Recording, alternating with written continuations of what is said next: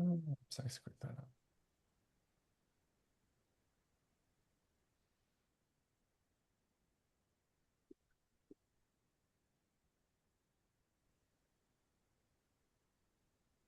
Hello, everyone. Welcome. We'll get started in just a second.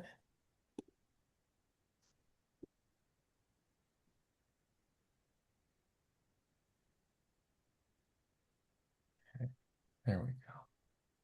All right. Management committee all ready to go? All right. Hi, everyone, and welcome to our 2026 SIG Showcase featuring Harvard alumni for climate and the environment. My name is James Stillwell. I'm college class of '04, and I am based in Washington, D.C., and am an associate clinical professor at the University of Maryland in public policy. And I'm happy to kick off our session today. We have some exciting guest speakers in store. We'll give you an overview of HACE. Might be review for some of you. Hopefully, you learn a few new things about ways to engage. We'll have some time for networking through breakout groups towards the latter third of the call. And then we'll come together in plenary at the end and remind you of ways you can stay connected virtually and in your home communities after the call. We're very excited to have you here, and I'm happy to dig us into the program. So first, we start off with some welcome and introductions of the management team here at HACE. We'll give an overview of HACE's mission, strategy, and opportunities for getting involved. Then we'll have our guest speakers give their experience of different ways they've engaged with HACE. Some of them are newer to HACE, some of them have been here since the beginning and everything in between. So hopefully you'll feel yourselves represented in what they share. Then we'll do breakout groups and then we'll have a closing. So before I go into our mission, I want to hand it off to my fellow management committee members to introduce themselves. So I will go to Michelle first, please.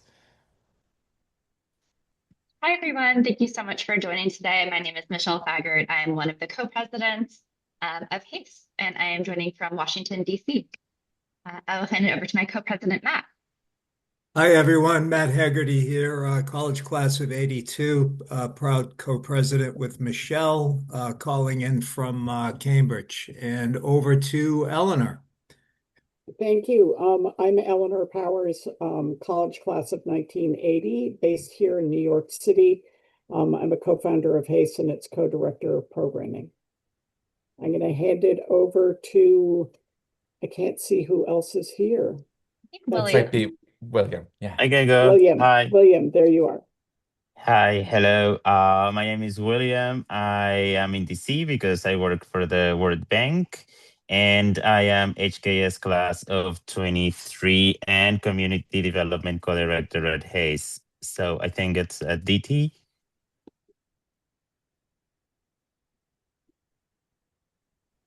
I don't think DT's with us, is He he? is, I think he's dealing with a mute button issue. So, Okay.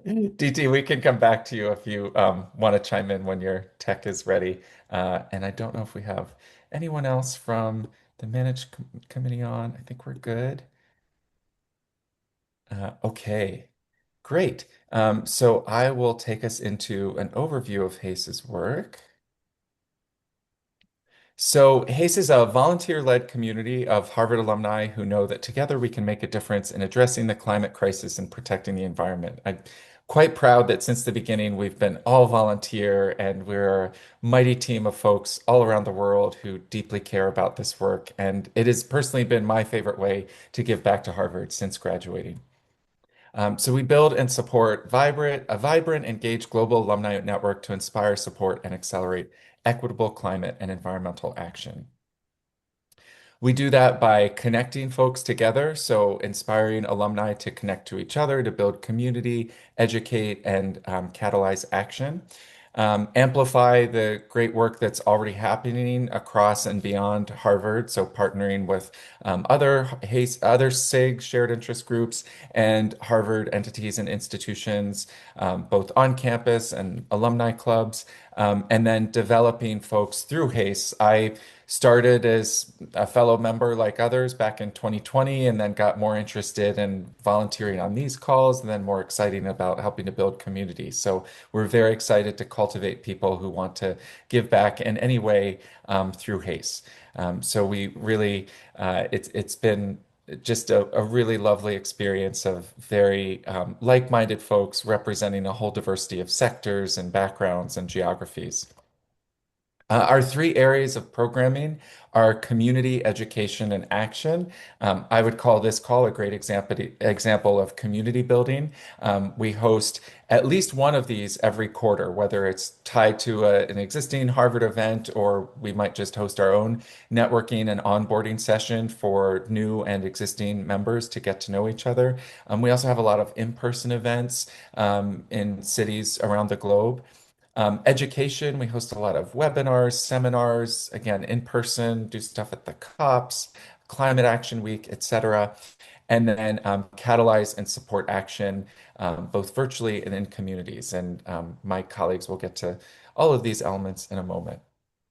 Here is our penultimate slate of officers for HACE because we've had some exciting leadership transitions that are hot off the presses. So, as you recall, Matt introduced himself as co-president along with Michelle. So he has transitioned into that role. We've got some new faces that will be reflected on our website shortly that just joined the team. So there's and we're always growing. There's many slots for people who might want to get more involved in career support or mentorship. But here is a snapshot of some of our current management committee folks.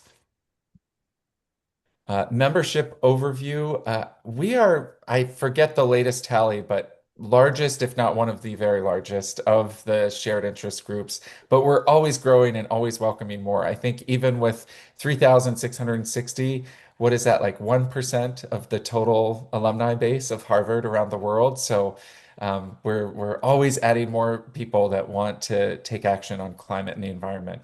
As you can see, if you can decipher this very tiny script in the pie chart, Harvard College is especially represented, the Business School, Kennedy School, Extension School. It skews to more recent grads, but we have alumni going all the way back to the 1950s to 2025. So we welcome everyone in between. I am now going to hand it over to my colleague Eleanor to speak to our partnerships and collaborations across Harvard. Thank you, James. So, as James mentioned, HACE is the only alumni group that spans the entire of Harvard University that is focused exclusively on climate and the environment.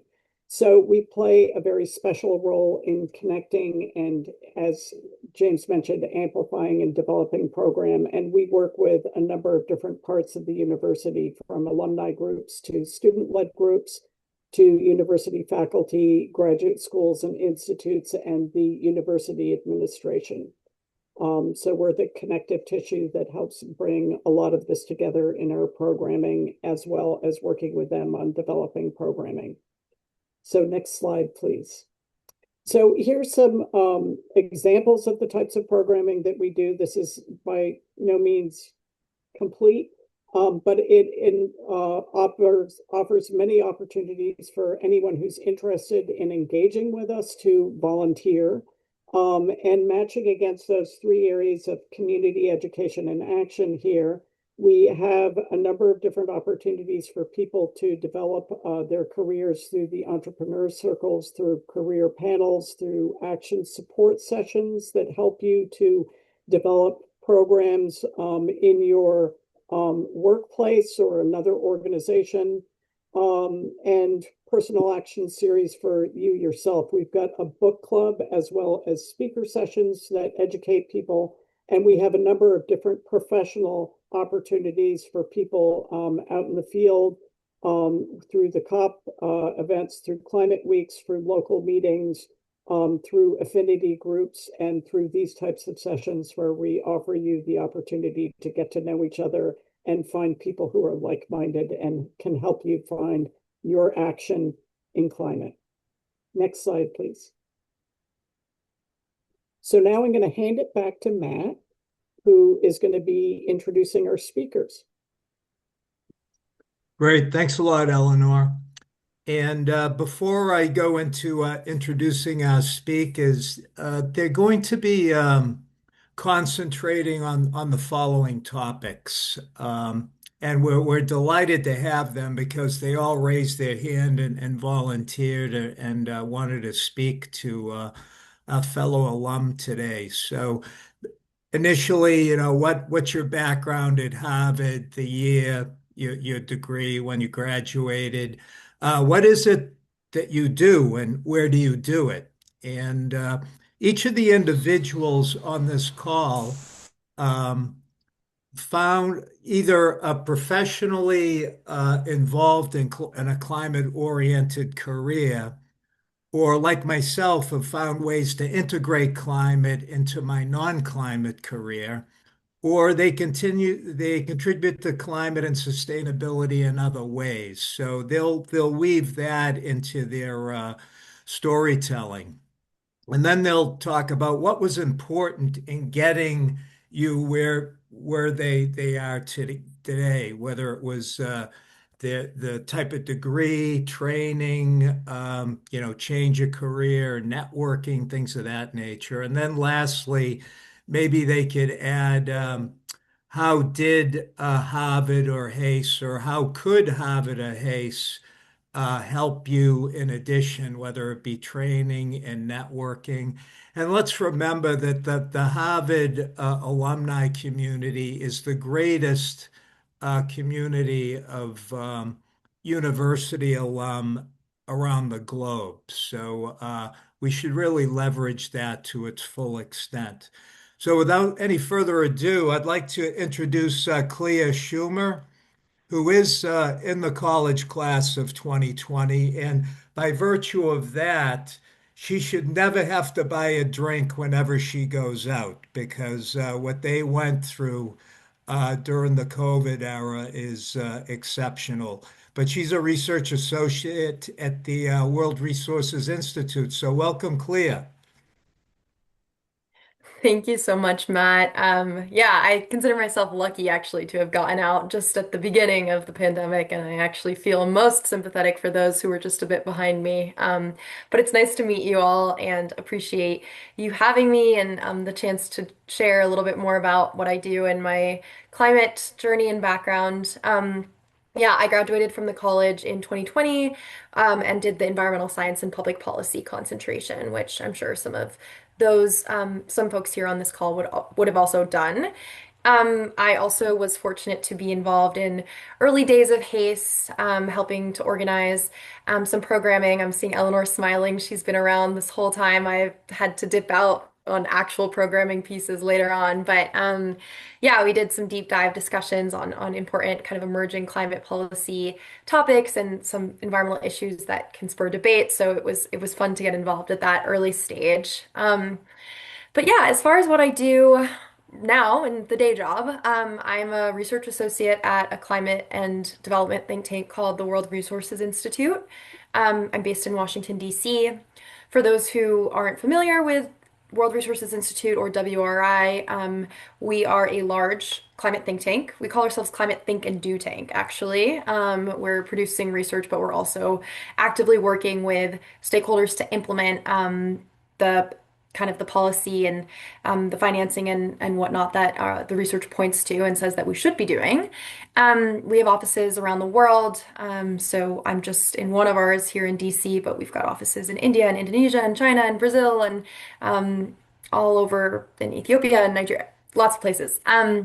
Yeah, so in my role, I'm in the climate team. We've got teams of energy and forests and water and land folks. But in the climate role, I see my role as sort of two things. I primarily am helping countries to set and implement ambitious targets under the Paris Agreement. So most countries in the world have committed to this international agreement to reduce emissions. And so one facet of my work is helping those countries actually implement those targets. So We write and produce research about best practice for setting and implementing ambitious targets. And we also partner directly with environment and development ministries in countries to help them put those plans together. So, most recently, we partnered with the Ministry of Planning and Development in Ethiopia to develop their 5-year emissions reduction plan under the Paris Agreement. And we did that in partnership with stakeholders all across the country to develop a plan that they felt was really reflective of what their people and their government are capable of implementing as this contribution to the Paris Agreement. So, piece one is kind of helping countries to set and implement ambitious targets.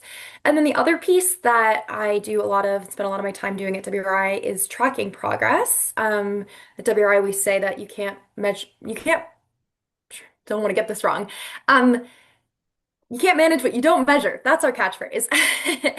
And so the idea is that if we have clarity about how goes the battle and how different pieces of the transformations we know need to happen are going, we can better understand what needs more response, what needs more attention, what needs more finance and investment. And so we track the targets that countries have submitted under the Paris Agreement. We track the ambition of their commitments, whether they're aligned with 1.5-degree aligned scenarios. I also recently led the authorship of a report called the State of Climate Action Report, which is a global report card on how goes the battle on 45 key indicators of climate action. So everything from share of electric vehicles on the road to share of solar and wind in electricity generation to ruminant meat consumption to technological carbon dioxide removal scale up, 45 indicators that measure how the world is doing. And in that report, we track historical rates of change for all of those indicators and then assess whether those historical rates of change are sufficient and moving fast enough to get on track for what would be required to be aligned with, again, this Paris Agreement that all countries committed to.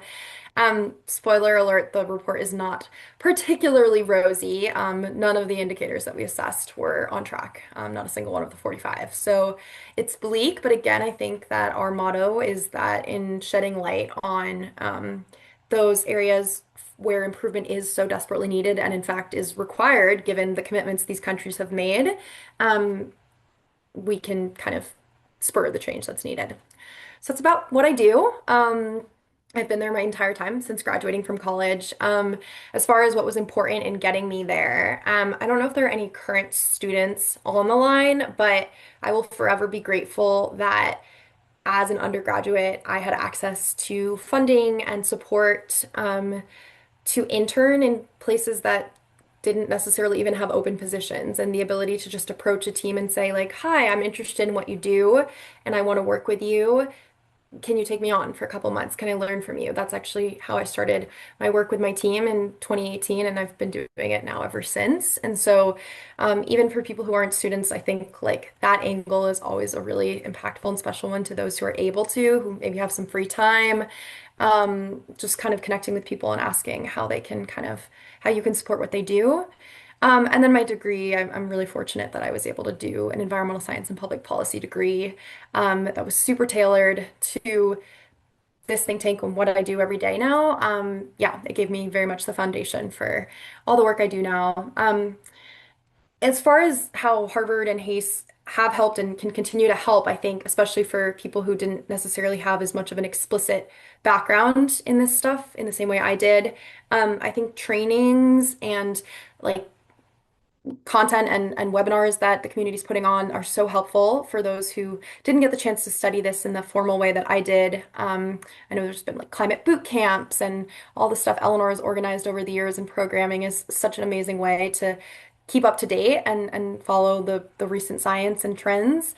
Of course, networking and the ability to just approach people who have this shared Harvard background and say that we have this connection and that you're curious about what you do for work. I've told so many people about World Resources Institute who I've met at various events, and I'm happy to have some of them now on board full time. So that's always been really special. And same for me, like a lot of our work is going and getting projects and getting funding to kind of, we're a nonprofit, so we need to get funding to be able to deliver a project. And a lot of the times, the projects I've been able to work on spawned from people I met through the Harvard connection who work at a company that needs support, or even work in a country government that needs support, and then we're well equipped to deliver it. So, so many pieces, and I'm grateful to kind of be connected and continue to stay connected with people with these interests. And yeah, if anyone ever wants to hear more about World Resources Institute or the work that I do, I'm always happy to chat. So yeah, thanks again to everyone for having me. Great. Thanks a lot, Clea. We really appreciate your coming here today, and thanks for all the work you're doing for the cause of climate and the environment, especially at WRI. You're in Washington, D.C., is that correct? Yeah, I'm here in DC. Excellent. Yep. Well, now we're going to go from DC to Copenhagen as I have the pleasure to present Christian Farbar, who is the college class of 2014. He's a public affairs manager for the shipping conglomerate Maersk. So, welcome. Hello, everyone, and thank you for letting me join all the way from Denmark. Great to meet everyone. Um, yes, I'm Christian, and happy to be here. I think maybe I'll start with a bit of career trajectory because that's what we're talking about as well. So I took an environment class senior year in college. I was a government major, and then got really into it. So I continued with two master's degrees, one at London School of Economics and one at Tsinghua University in Beijing. So to study climate on three continents is a good way of getting different perspectives on that. And then I did uh, most of the time in between in the Ministry of Foreign Affairs of Denmark. First, non-climate. It was all about NATO and EU defense, and then bilateral relations between Denmark and Asian countries, especially India and China. But then 4 years, or a bit more than 4 years ago, I moved to where I am now, which is the Maersk McKinney Møller Center for Zero Carbon Shipping. Very, very long name, especially taking into account that we're not really Maersk. So Maersk is, of course, one of the biggest shipping companies in the world. And we share the name because we were funded by the charitable foundation that is connected to Maersk. But what makes our think tank, Clea, my CEO, also calls it a do tank. So that's good to hear. We're not the only ones. What makes this think tank special is that we work with a bunch of shipping companies, not just Maersk, but also their competitors, and that they send people intercontinent to come with us and work full time. There's 150 people in Copenhagen, where I'm based, and about half of them are foundation employed, and the other half come from our partners, which are shipping companies, but also all the other types of organizations that it takes to decarbonize the shipping sector, which is what we're trying to do. Essentially, get rid of the fossil fuels and replace them with green alternatives. So, shipping companies, including competitors, which is super interesting, ports, government authorities, energy companies, of course, traditional and alternative, and this whole ecosystem of insurance companies, consultancies, classification societies, which is a weird construct they have in shipping. But it's a really unique place of work because it's so interdisciplinary. Most people are engineers, I would say, or naval architects, and a bunch of people economists. And then I am part of a small crack team of political scientists who are looking at, I guess, the regulatory environment, which is one of the key enablers to get shipping to go green, because, no surprise, the green fuels that we would like to replace the fossils with are 3 or 4 times as expensive. So there's an element of our work that is technical, trying to figure out how to get these fuels produced at large scale, how to assess their life cycle emissions, because it turns out it's very important how you manufacture these fuels. That has a big thing to say in terms of how their lifetime emissions is. And then We've got people devising energy efficiency systems for ships, making them sail operationally more effective, but also installing tech like wind-assisted propulsion or ways to get them to cut faster through the waves. And then from my political perspective, what all of this comes down to is that it's necessary to also somehow politically make the gap smaller that exists between fossil fuel oil or liquefied natural gas, also a fossil fuel, and then the alternatives, which include ammonia, methanol, produced via electrolysis of water, but also biofuels, and technically also fuels created with carbon capture, where you have you do natural gas, but then you capture the carbon and you end up with some sort of hydrogen-based fuel, which could be ammonia, methane, methanol, and so on. So this is a big political task because, of course, this is the subject of as least as much controversy as, say, the UNFCCC. And for the shipping world, what we rely on for regulation is the International Maritime Organization. That's UN organization, and it's interesting because it can make rules about what happens on the seven seas. Because you may know shipping is not part of the Paris Agreement because no countries really wanted to take responsibility for what's going on the ocean. So all that's regulated by the International Maritime Organization, which has in recent years gone from being essentially I say this with all the love that I have for engineers, a coffee club for engineers and trying to figure out how big are the life vests going to be, how do we make safety work.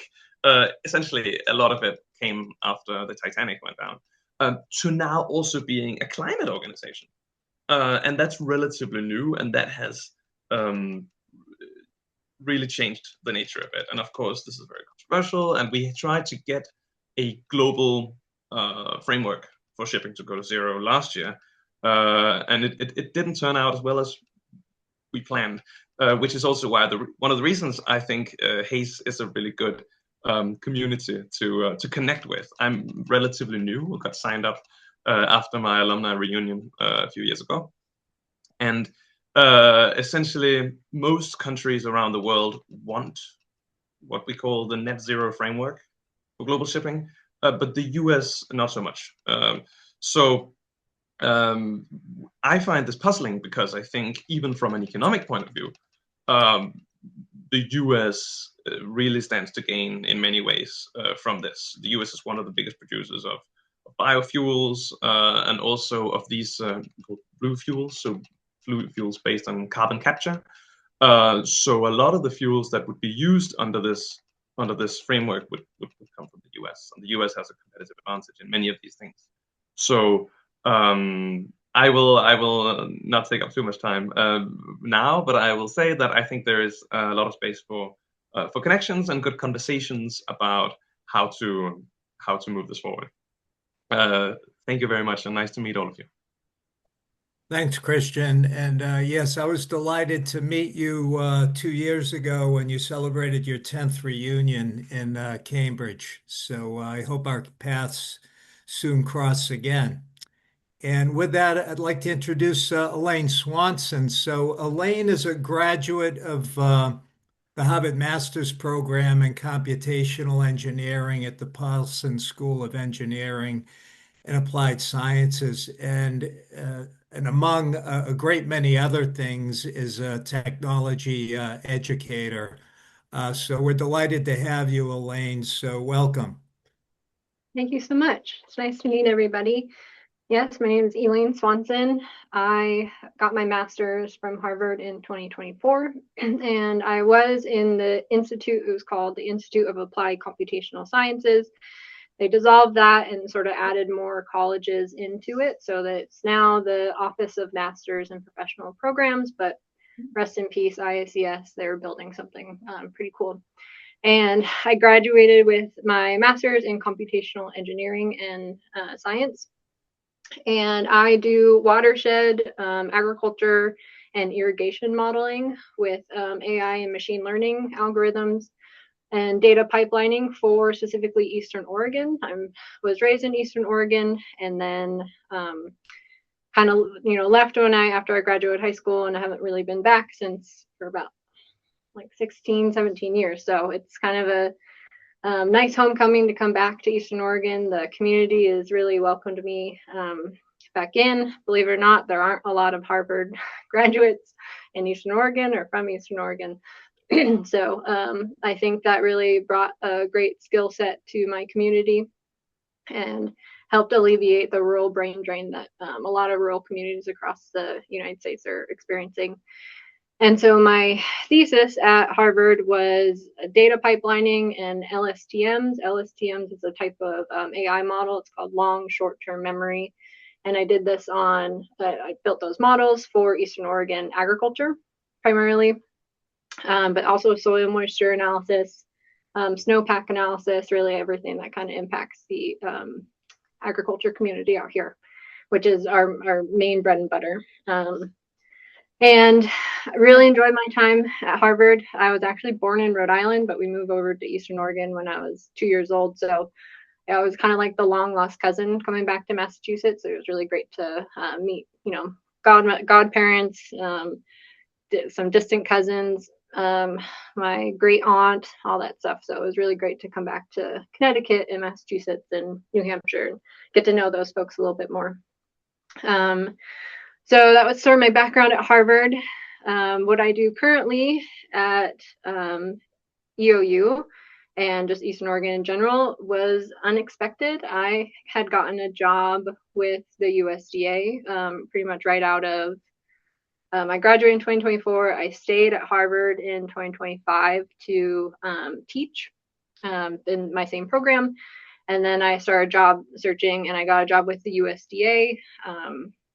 They have a division called the USDA has a ton of divisions, like 19 divisions, but the one that I was a part of was the National Agricultural Statistical Service. So they do the massive census that happens every 5 years, and they do all the surveys throughout the year, the growing seasons for agricultural economics and like population data, crop data for the United States. And I was their new machine learning builder and then got let go because I was still on the probationary period back in February of last year.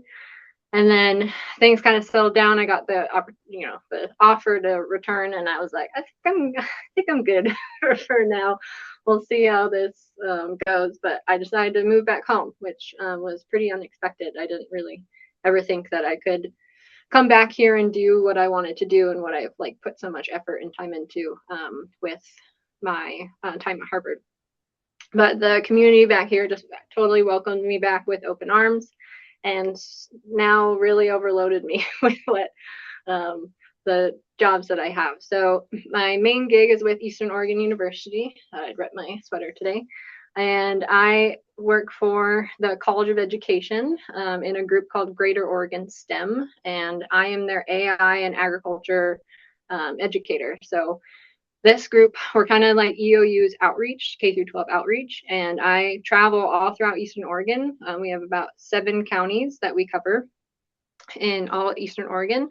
And I'm traveling through different FFA, the Future Farmers of America programs, and different ag classes. And I'm talking about the data and the AI integration into the agricultural space, how it's being impacted in the machinery that we use, the stipends, the insurance. Really, there are just so many levels of actual integration that students really need to be aware about, because they're going to be taking over their family farms. They're going to be working with this machinery. It's important for them to be aware of where this data is going, how this data is being used.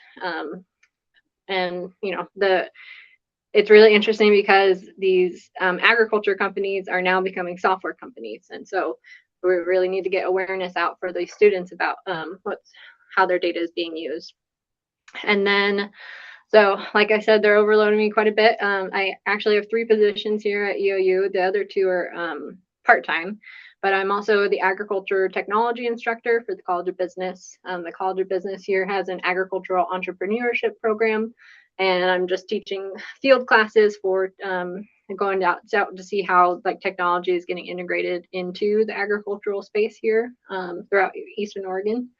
And then I'm also the AI trainer for the university itself. So how do we integrate AI into the classroom? What are the policies and guidelines that the university is going to have? So I do like professional development for our instructors out here. And then I'm just kind of like a consultant for anything like what platforms do we use? What platforms should we go for? So I do that, and I also work for the Baker Valley Irrigation District, which was the group that I did my thesis on. And the model, the location, the geographic location that I was modeling and like where I was actually grabbing my pixels from, that was from the Baker Valley Irrigation District. And I am hopefully going to be taking over as manager from them. The position I have at EOU right now, except for the instructor position, that's all grant funded through the state of Oregon, and that all expires at the end of June. So the work that I do is pretty, it's not permanent. So I'm just trying to do the best amount of work that I can do in the shortest amount of time.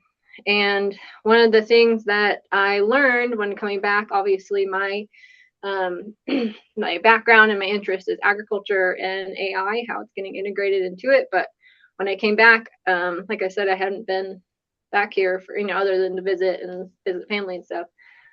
I didn't know the data center development that was happening in this region. So I think it's Virginia and Texas. They're like the number 2 places in the United States for data center development. I think Eastern Oregon is the third. We might be tying with Northern California, but and it's primarily AWS, so Amazon Web Services. We have 51 Amazon Web Services data centers in Eastern Oregon right now, and that they're just going to keep growing. So one of the things that I really want to focus on with my work is the downsides. Like this stuff is very powerful. It can help.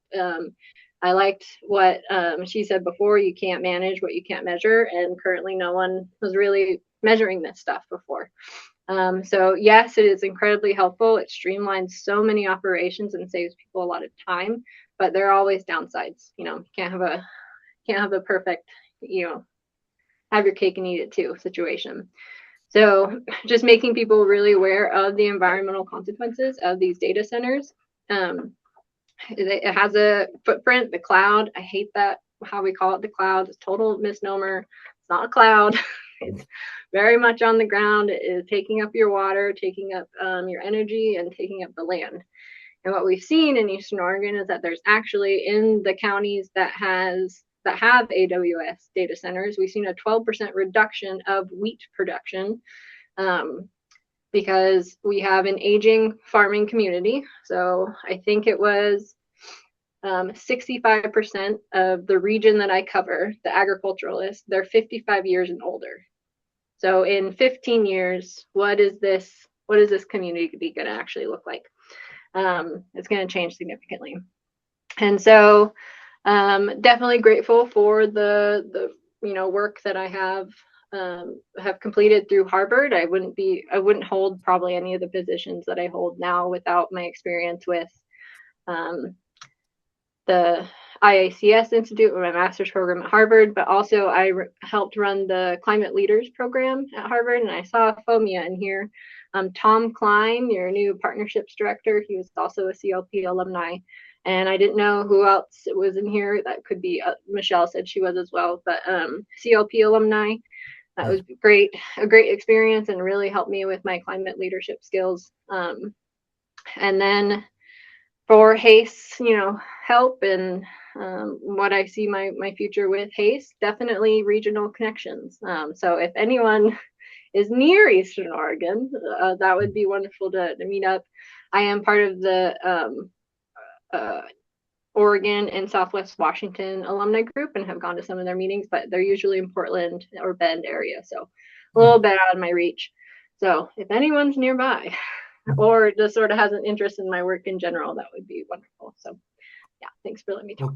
Yeah, thank you, Elaine. And you're a great example of somebody who's using AI technology, but is also cognizant of the energy consequences of this new capability. And 51 AWS data centers in Eastern Oregon, that's incredible. So thanks for educating everyone today here. And Definitely. I'd like to introduce Robert MacIver. So, Robert is a Harvard College graduate, 75. I think that's my era, and has long been an advocate of sustainability best practices well before HACE ever came into being, well before many climate organizations came into being. So, Robert, welcome. Glad to hear your perspective today. Yeah, thanks, Matt.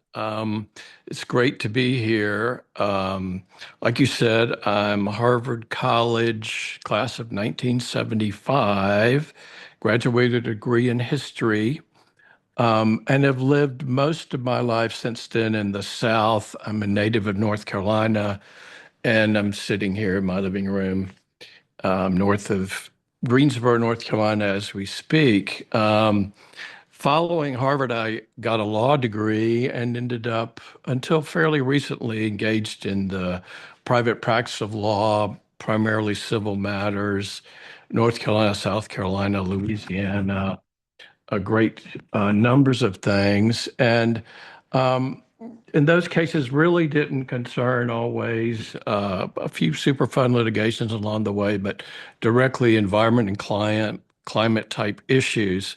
So I sort of had developed over time my interest in just sort of, um, I would say, focusing on best practices and personal actions and moving towards an understanding of environmental ethics, which I think try to guide. I practice and adhere to in an intentional and deliberate way as best I can.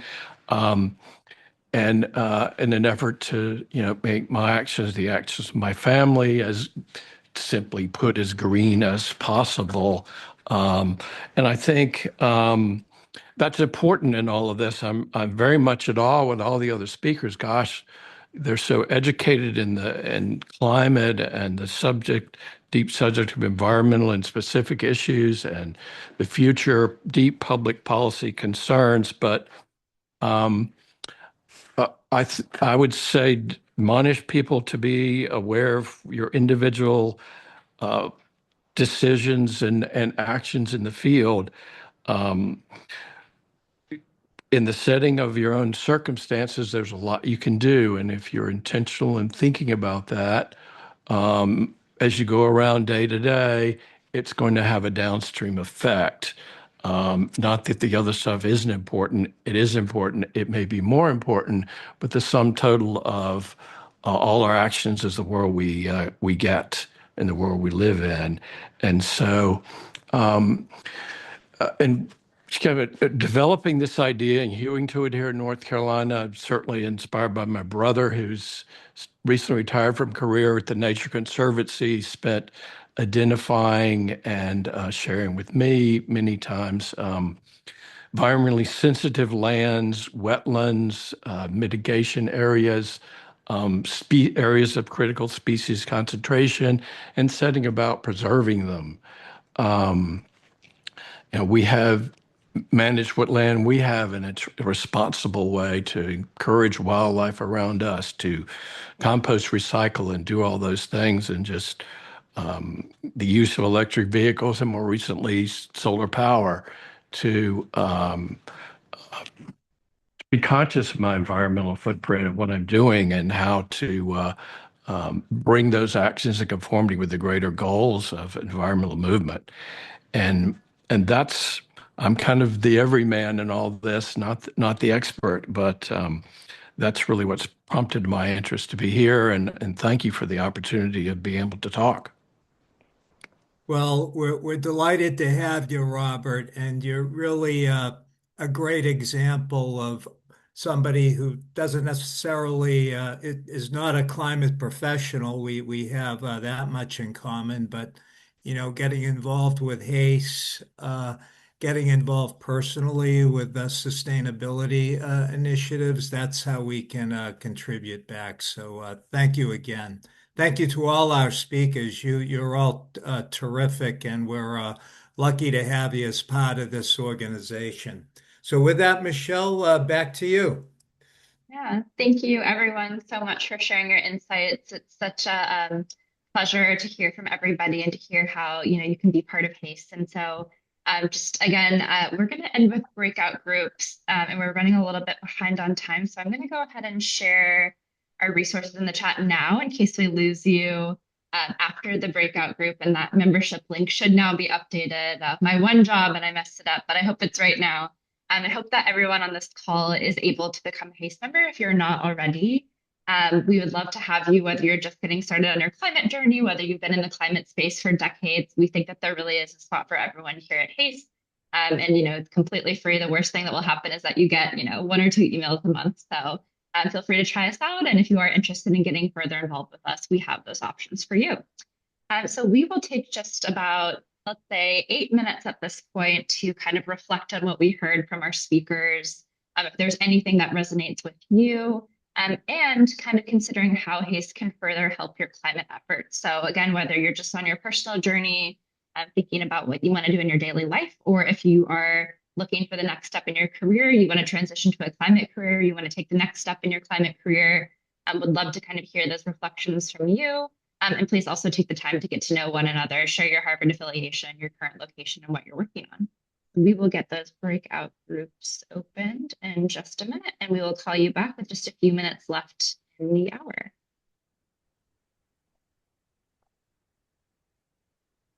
All right, those should all be open now.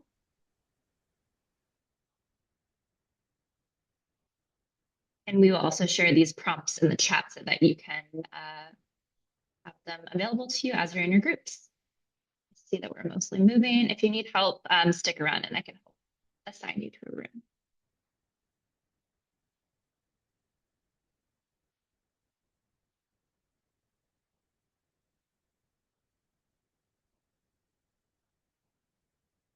Is there anyone on here who would like to join a breakout group but needs help in doing so?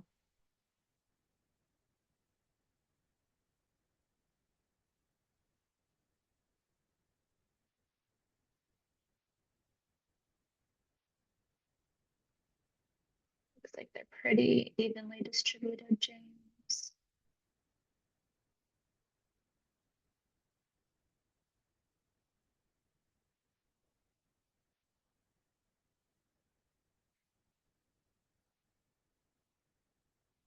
Okay, I think I might join one of them, James. Or sorry, let me share the prompt. I did not do that. I can hold down the fort here too. Awesome, thank you. Hopefully, I'm not sure if that will broadcast to everyone.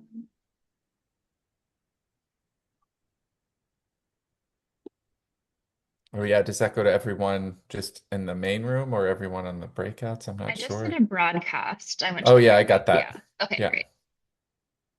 All right. So you think come back at 4:57? That sounds 3 minutes good. Yeah. chat? Or should we let a little bit more time to share? Like, I don't know, that'll work. Maybe even 4:58. I think we have a Okay. really short wrap up. Yeah. Okay, sounds good. I will see you back soon. All right, sounds good.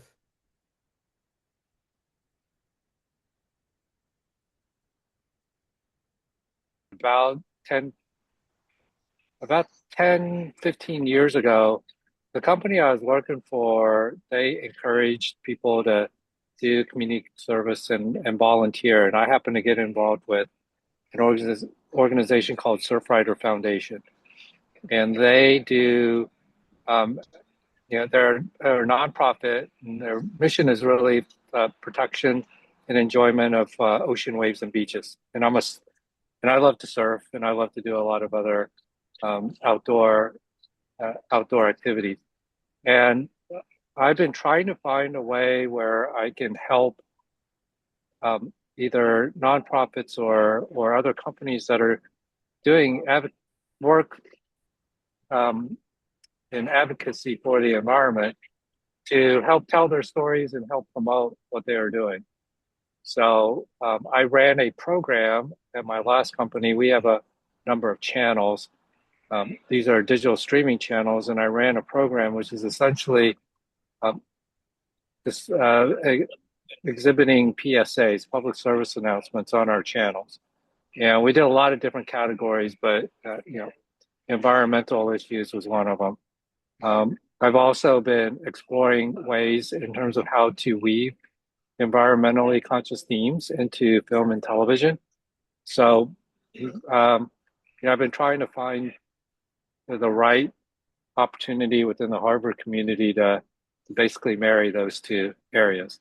I've also looked into there's a Harvard Business School initiative around sustainability, climate, but what I found there is that most of it are around solutions to address climate change, and I haven't really been able to find any areas where I could contribute, along the lines of promotion and media.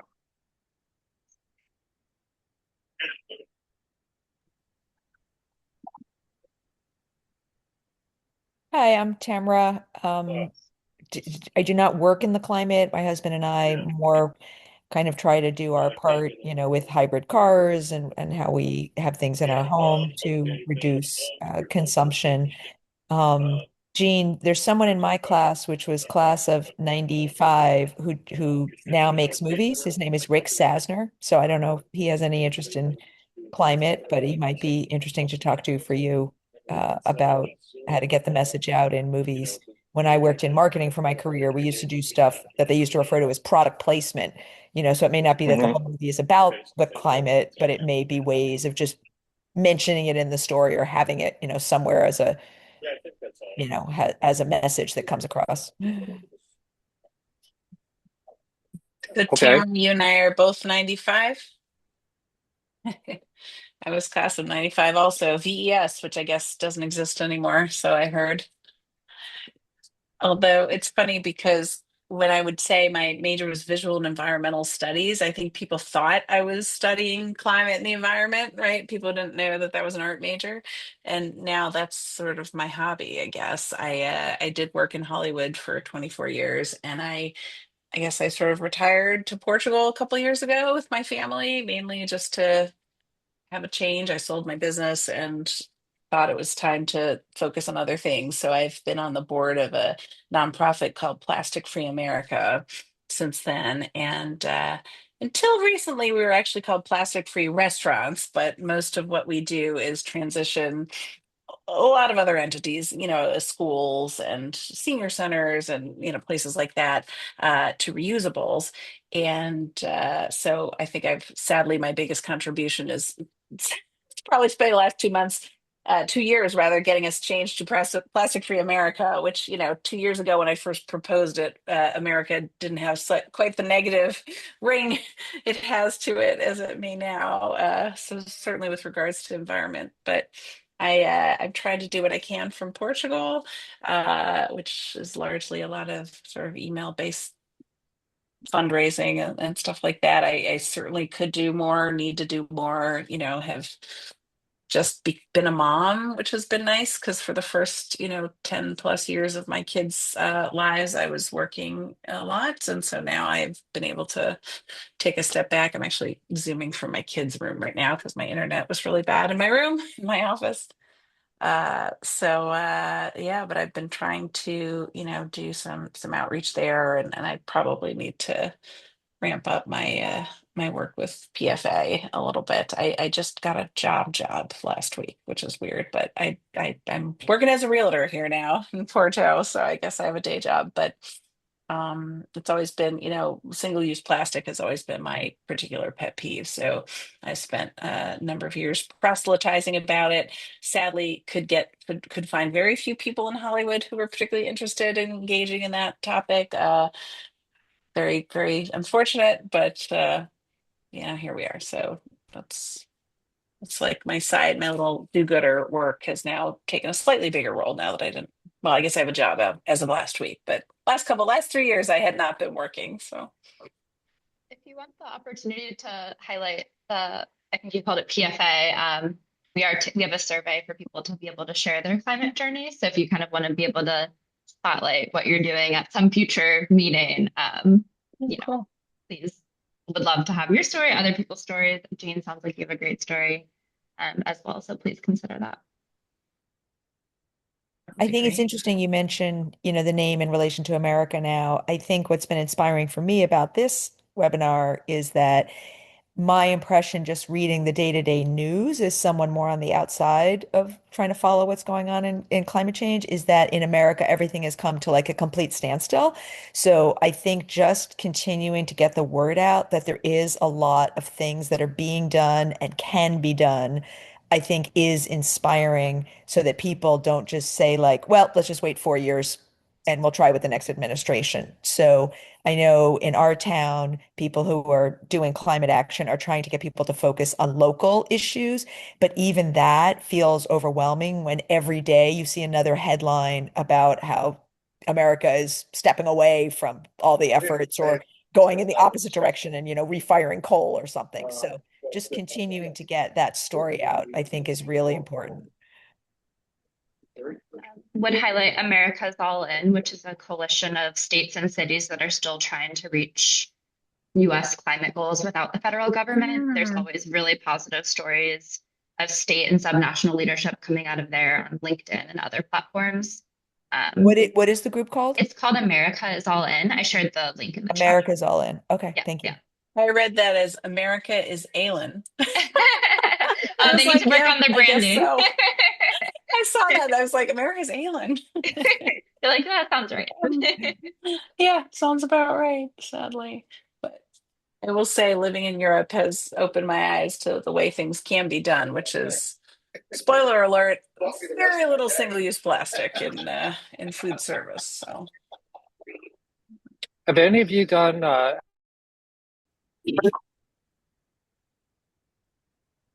all, welcome back. We will wrap now because it is 5, but one last plug. If you enjoyed your conversations, if you heard anything that you liked, if you want to continue to network with others, we hope that you will become a HACE member, and we hope that you'll also send it to one other person in your friend or alumni network to also become a HACE member. We're trying to come from 1% of the alumni population to at least 2%. I think we can reach that. And we really think that together, our impact as an alumni network on the world and on climate sustainability can really be something else. So thank you so much for joining today. We'll keep the rooms open for just a little bit if you want to reach out to us or if you want to share your LinkedIn. People are already doing to stay connected with this group. So thank you so much again for joining, and thank you to all of our speakers, and we hope to see you soon. Thank you. Thanks, everyone. I got as close as Montana and Seattle, Washington. Yay! That's progress. That's regional, right, Elaine? Yes, yeah. Thank you, everybody. Bye. Thank you. To see everyone. Thank you. Thank Bye-bye. you. Thanks for pulling us together. Thank you all. Of course. Nice to see you all. Nice to meet you. Thanks for joining, Bill. Thanks to everyone. Take care. Thank you, Jen. Thanks, Jim. Thank you. Thank you, everyone. Shang, are you still here? Yeah, I'm about. I didn't know Yes. if you had contact info. I'd love to reach out if that's okay. I seem to have lost the chat. Oh no, I responded to your chat in the end. I don't know if you. Oh, I know. It lost when I went to the breakout room. Like my Zoom wiped it. So I'm so sorry about that. Oh no, I think you're great. You're developing sustainable energy and punchlines every day. So looking forward. Yeah. Don't ask me Looking why forward to punchlines have been connect. this year. It's been a wild ride. So Yeah, really appreciate everyone's support. Our Comedy 6 started around the early part of pandemic, and back then it was a lifeline for everyone. People were calling from about 16 different time zones, sharing their Interesting. hilarious stories. Yeah. Yes. Yeah, we're being so many people's living rooms, and some including some like hospitals. Mhm. People are recovering from surgeries, we have doctors, healthcare practitioners watching us, sharing jokes and personally hilarious, embarrassing stories. Yeah. So yeah, A it's lot of dark humor, I would imagine, during that time. exactly. And we're Yeah. trying to turn it into something lighthearted and Yeah. it's group therapy for Sure. Yeah. everyone. I think it helps too with something as serious as climate change. I think it was Oscar Mhm. Wilde who said, if you're going to tell them the truth, you better make them laugh so they don't hang you. And I think that That's great. we all kind of have to do that a little bit right now. Yeah. Yeah, that's the best punch I've heard today. All right. Mark, you're In general, the if Oscar first. Wilde says it, it's the best Yeah. punchline. Yeah. Great. You're first candidate for climate comedy, Mark. I'm glad. I'm glad. And thank you for thinking, Michelle. I don't know how I don't know, these it's interesting, right? Because in a lot of ways, like all of us are kind of figuring out how to translate, these climate change issues, and the related social issues into like language that like people can appreciate. And I think, I think we're all kind of doing different facets of the same die. Yeah, definitely really appreciate everyone's educating each other and connecting and lifting each other up. We use comedy for well-being and education to make the messages more memorable and more impactful. So I see lots of synergies between our two groups. Just want to plant a seed for future collaborations between our two SIGs. We would love to. And Eleanor is located in New York as well and does a lot in person. So maybe we can even think about something not just Sure, virtual. yes, we'll be happy to host you guys in the Harvard Club of New York. If we give the club enough advance, the Yeah. space is quite limited over there. So, yeah. That would be Well, great. for global networking night, Chang, you should Mhm. have your own table at the Harvard Club of New York for the comedy SIG. Yeah, it's a wonderful idea. Are you going to be there? No, I'm going to be in Boston, Boston, but right. yeah. We're going to compete for a talent for future Yeah, events. I don't think our table would be as funny as yours, to tell you the truth. No, we're going to be your comedic sidekick to help you amplify your message. Exactly. I Yeah. think we have very complementary capabilities, so Good. love to explore further collaboration. And thank you, Michelle, for being so savvy about the technology. Oh, sure. Thank you. So see you guys. Really appreciate all of your leadership. Thank you. Thank you. It's a pleasure, Chang. Joe, are you just joining us? I joined late, so I Okay. want to apologize, but I'm a Harvard Graduate School of Design graduate, city and regional planning, and I'm a Cornell engineer. So I was a civil and environmental engineer studying public systems planning back in the 70s. I was actually a US EPA fellow at Harvard and went off and did different things. But for the last 10 years, I've been running a municipal electric utility in Massachusetts. So I've been, thinking globally and acting locally. And, I've really become enamored by and a fan of municipal power. And in Massachusetts, it's a model that works. It's been it's an option for delivering electricity since the 1890s. And frankly, it does it better, does it more with lower carbon content at lower cost, with higher reliability than the two major investor-owned utilities in Massachusetts.